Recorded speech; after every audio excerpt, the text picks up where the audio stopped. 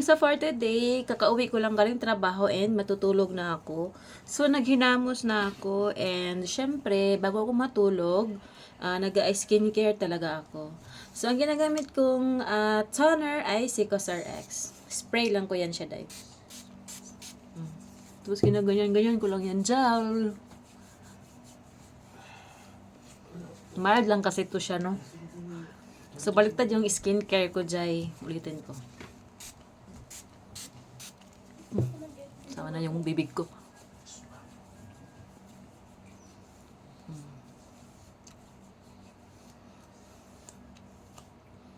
Diba? Ganda po.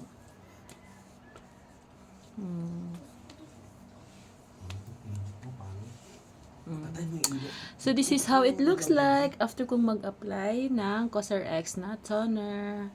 So, ganyan lang. So, baliktad ako ngayon, no? And then, after kong mag-apply ng toner, so, gumagamit ako nitong snail ni CosRX. Yes, gumagamit ako. Ito yung ginagawa kong moisturizer. So, patsi-patsi lang. So, baliktad nga yung ano ko ngayon, skincare. Yung panggabi ko before, pang umaga na. And then, yung pang umaga ko before is yung panggabi. So, baliktad lang. Ganyan lang. So, sinasama ko yung liig ko. Diba? Fresh pa din. Char. Partida, wala pa akong tulog. Eme. Ganyan. So, ginaganyan-ganyan ko para yung mga wrinkles ko dyan, maganon-ganon.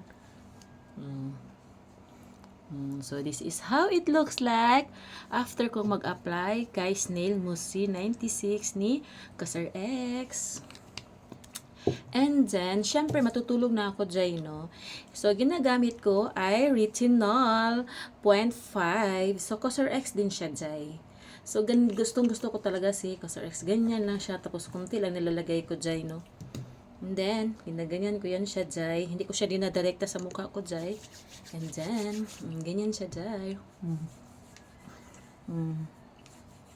Ganyan-ganyan ko lang paggamit dyan. So, depende kanya-kanya man tayo ng pag-apply, no?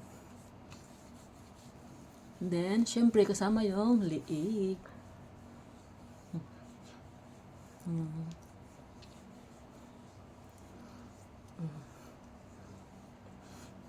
So, ganito lang yung setup ko every morning. So, 7 to 4 kasi ako, no? So, after kong bago ako matulog, hilamos. Ganyan lang siya tayo. So, this is how it looks like after kong mag-apply kay CosRX na retinol serum. Ito yung gamit ko dyan. Matagal man ito maubos, no? Diba? See? Glass skin dyan.